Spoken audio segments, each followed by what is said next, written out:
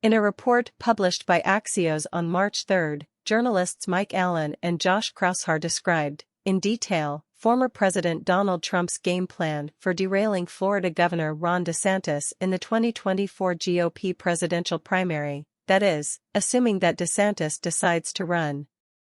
An Axios source, described by Allen and Kraushaar as a Trump confidant and interviewed on condition of anonymity, told the publication that one of Trump's strategies is using DeSantis' Reagan Republican past against him and trying to convince GOP primary voters that the Florida governor isn't MAGA enough.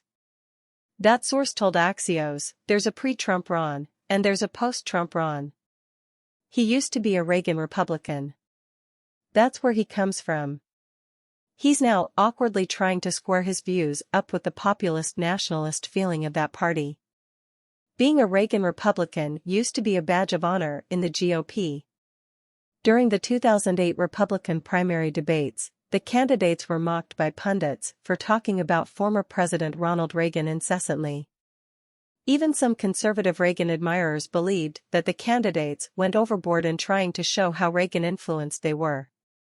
But that was before Trump gave the GOP a MAGA makeover and made it a party that ideologically is much closer to Patrick Buchanan's isolationist America First paleo-conservative ideology than it is to Reagan conservatism.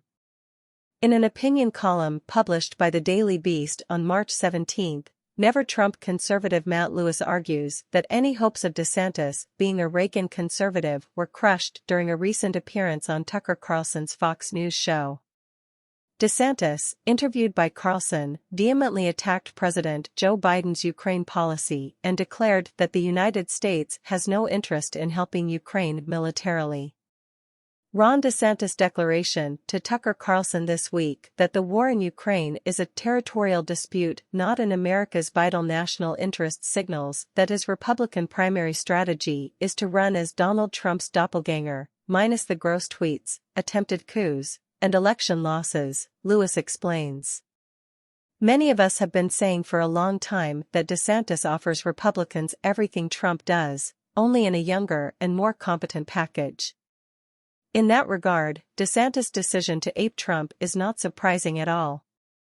Lewis goes on to lament that as a Reagan conservative and a never-Trumper, he finds it demoralizing that DeSantis is lying and pandering to the America First base to win the Republican nomination. The Florida governor, according to Lewis, has committed to running as a Trump-Tucker clone. DeSantis clearly believes that the Trump-Tucker side of the argument is gaining steam, the Beast columnist observes. What is more, DeSantis wants the contrast to be about his identity, not policy.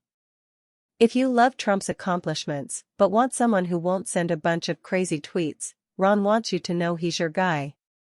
Conversely, he wants to diminish any sense of contrast with Trump on policy issues.